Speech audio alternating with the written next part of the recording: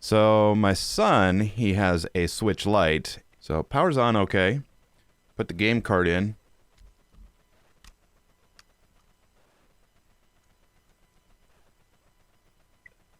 Oh, noes. Let's see if we can fix it. All right, I think my son would really like his Nintendo Switch back.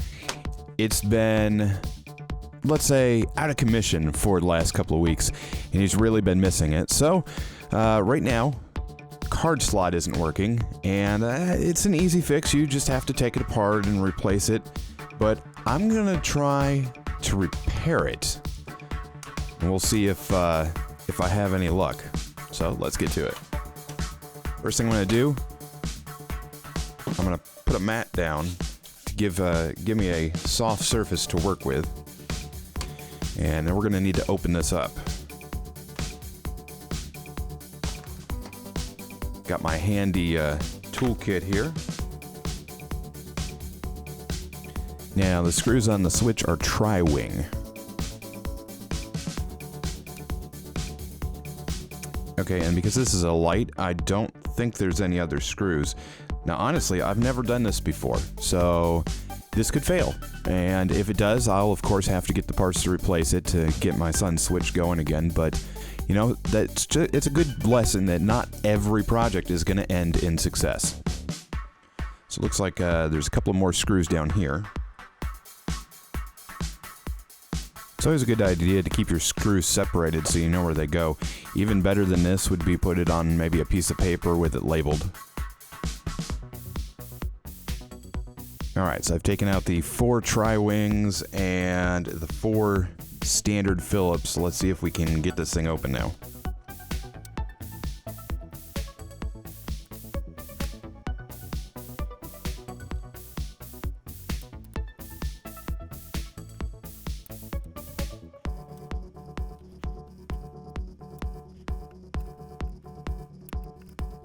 Alright, finally, that took a little longer than expected. It was pretty stubborn, especially around the headphone jack, but we're in.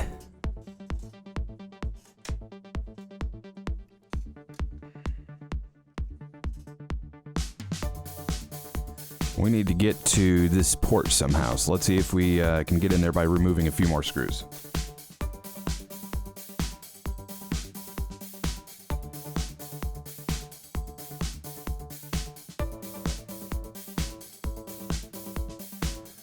Alright, so this is where we're going to need to work. So this is interesting. One of these screws here is different than the others, so pay close attention to that when you're taking it apart. I'm going to have to actually go back and review the footage to see where it came from. Alright, so it appears that in the Switch Lite model, the headphone jack and the card port are different modules, which is good, so I don't have to take that out. But what I do have to do is I have to get this ribbon cable out. It's running behind this heat bar, this heat rail here, so it's going to be difficult to do, and these are very sensitive.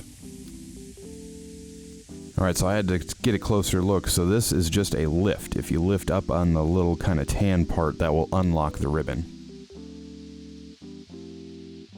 Actually, it does look like the headphone assembly here is actually attached to the same ribbon, so we are going to have to actually take that out after all.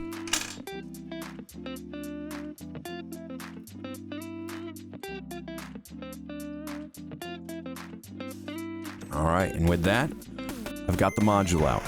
Now, if you're not really good with soldering, probably your best bet is to just replace this. I'm going to try to fix it without replacing it.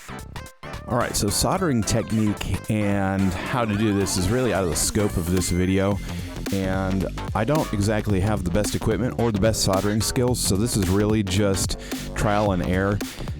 Like I said, the easiest way to do this would be to just replace this, but I thought I'd try to save, $20, $30 and do it myself.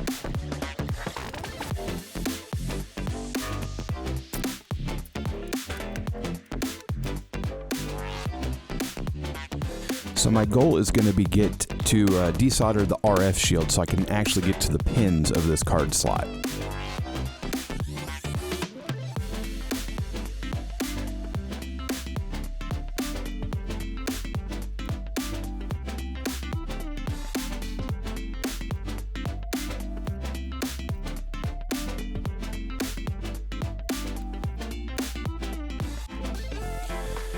So I got these two right here desoldered pretty easy, but these ones here are giving me some trouble, so I'm just going to keep working on it a little bit more.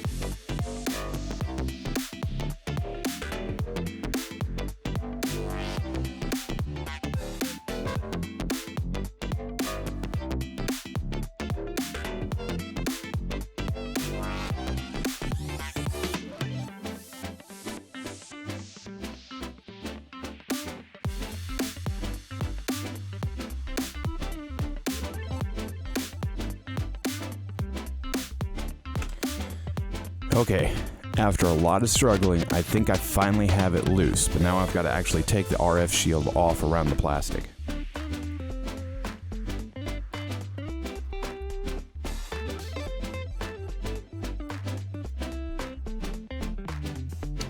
There is a spring in here, so I'm definitely have to be careful of that so I don't lose it.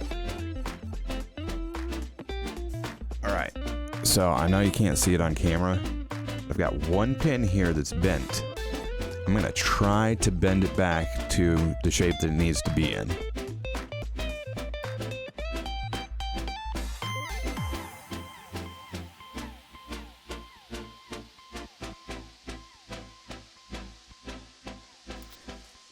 Alright, I have no idea if that's going to work. I did the best I could. The pin's still fairly mangled, but if it works, yeah, this should fix it. Now, just for testing purposes, I'm not going to resolder the shield on. I'm just going to snap it back onto the plastic housing.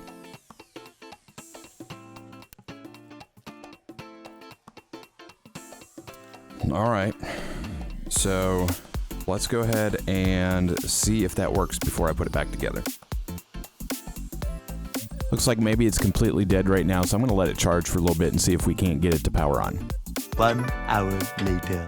I'll let it charge for a while and it still didn't power on, so my guess is there's something that maybe there's a ground or something that comes undone when you have the screws and the shield off. So I'm gonna put it back together without the plastic cover on it and see if it powers on.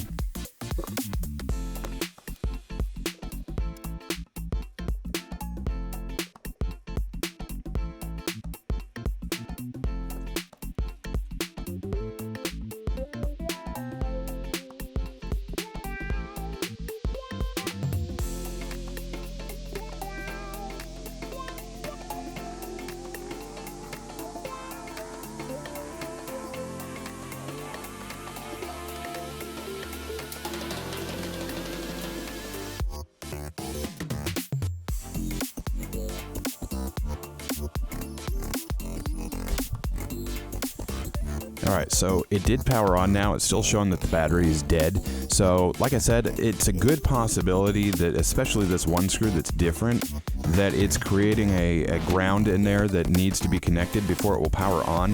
So I can't test it yet, but the fact that it powered on is encouraging. So I'm going to go ahead and plug the charger back in and we'll let it charge a while longer. Okay, it powered on.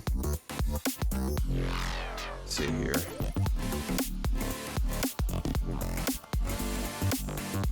So let's go ahead and insert the game card. So as far as like digital stuff goes, there was nothing wrong with the switch. It was just the actual card slot wasn't reading the games. So here's the moment of truth.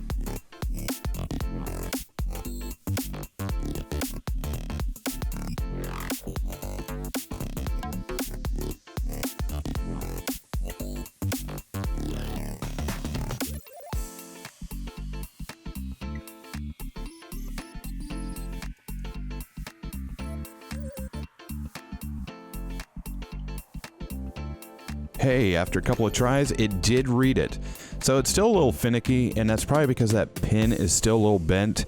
Really, the best option would be to replace that assembly altogether, but this at least get him going for a little while, and then I can order it, and maybe it come in a couple of weeks, and then I can replace it and get him going good.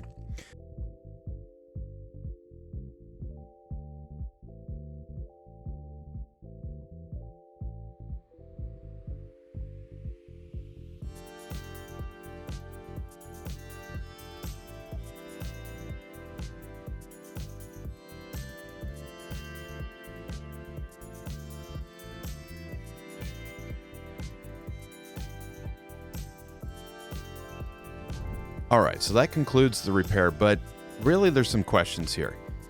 Would I recommend you do this on your own? Probably not. While I was able to get it to work, the question remains, how long is this going to work? Is it a viable solution? The pin was pretty badly mangled, and while it worked this time, he might change the game cart and it might not ever work again. Or it might work 500 times. We just don't know. A better solution would probably be to switch out that entire assembly completely.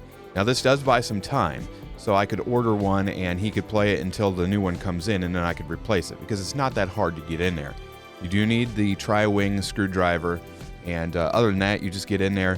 And the whole thing about it not turning on, I'm still not 100% sure that the battery just wasn't dead, but it is possible that one of those screws with the shield created a ground and the unit wouldn't power on without that. So I did end up resoldering the RF shield on the game card, but you know, in the end, I really don't think this is a job for everybody.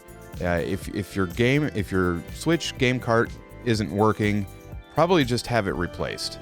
You know, it's probably not the best idea to repair it on your own. And the other thing is, with that pin being kind of mangled like that, there's no telling. There may be glitches in the games now that he plays.